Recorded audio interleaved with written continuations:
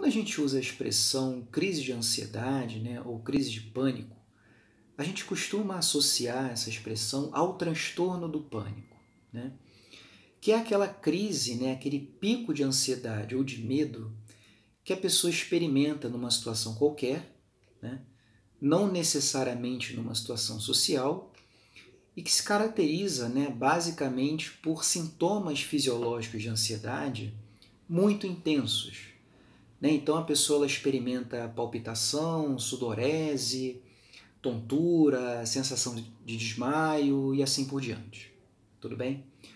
Bom, no caso do transtorno do pânico, as pessoas costumam relatar, né, que essas crises de ansiedade, ou de medo, ou de pânico, elas costumam aparecer do nada.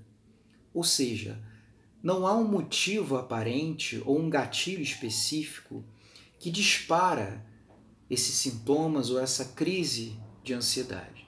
Tá?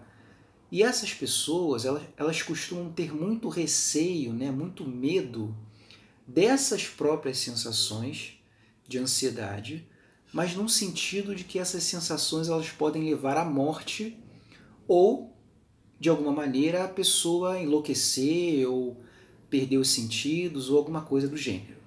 Tudo bem?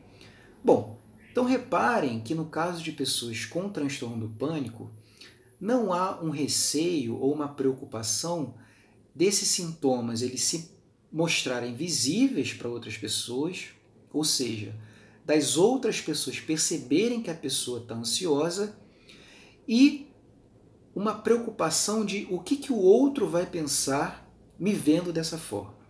Tudo bem? Bom, o que é diferente, né, no caso de pessoas com fobia social. Tá?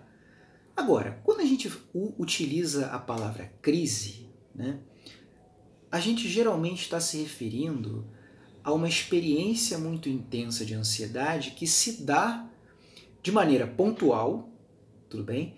Então, vejam, não é um padrão crônico de ansiedade que se dá de uma forma pontual em uma situação específica, né? Então, repara uma coisa. Se a pessoa está numa sala de aula, vamos imaginar esse exemplo. Se a pessoa está numa sala de aula e o professor avisa que ele vai fazer um trabalho ali em grupo com a sala toda. Vamos imaginar que ele propõe ali um exercício ou uma vivência de dinâmica de grupo. Tudo bem? E dentro dessa situação, a gente tem ali uma pessoa, vamos imaginar, que é bastante tímida, bastante retraída e ela é muito preocupada em se expor socialmente porque ela tem muito medo de ser criticada, ser julgada e de ser observada numa situação em público. Tudo bem? Bom, nessa situação, na medida em que o professor, né, eu estou aqui tentando descrever objetivamente a situação. O professor ele forma uma roda, né, que é muito comum em universidade, por exemplo, né? Por exemplo, aquela primeira aula de apresentação, né, onde os alunos têm que se apresentar, dizer seu nome, dizer por que escolheu o curso e assim por diante.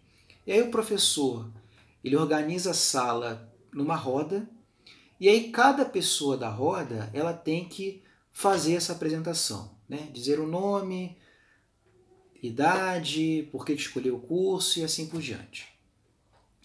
À medida que cada um vai falando e vai se aproximando a hora da pessoa tímida falar, ela começa a apresentar sintomas de ansiedade tão elevados, que são os mesmos sintomas de uma crise de pânico, né?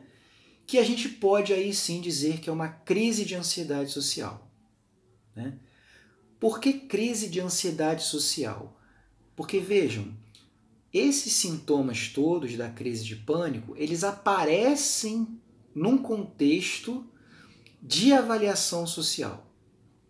Né? Num contexto de preocupação que a pessoa tem de ser avaliada e ser observada em uma condição de grupo, em que ela está exposta à avaliação e à crítica dos outros. Né?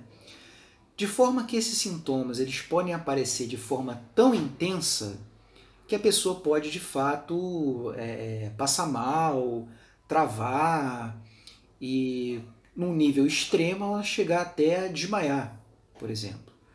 E no caso do transtorno de pânico, existem relatos, né, existem situações em que a pessoa ela apresenta uma crise de ansiedade tão elevada que ela pode chegar a desmaiar sim. Né? Só que no caso do pânico, esses sintomas, essa crise de ansiedade, ela fica meio descontextualizada. Como assim? Ela pode aparecer a qualquer momento, em qualquer lugar, em qualquer situação. Inclusive a pessoa pode estar sozinha em casa, ou pode estar num avião, e etc., qualquer situação, e aparecer uma crise de pânico, ou de medo intenso. Né? No caso dessa condição específica que eu descrevi, né, em que a pessoa está ali numa roda, num exercício de dinâmica de grupo, numa sala de aula, e a pessoa apresenta essa crise em função do medo de se expor, de ser observada, a gente pode denominar sim que ali a gente está tendo uma situação de crise de ansiedade social, tá? Que é muito parecida aí com a situação de crise do pânico, tá bom? Bom, então é isso, gente. Dúvidas, comentários, sugestões, vocês podem escrever para mim. Um abraço e até o próximo vídeo.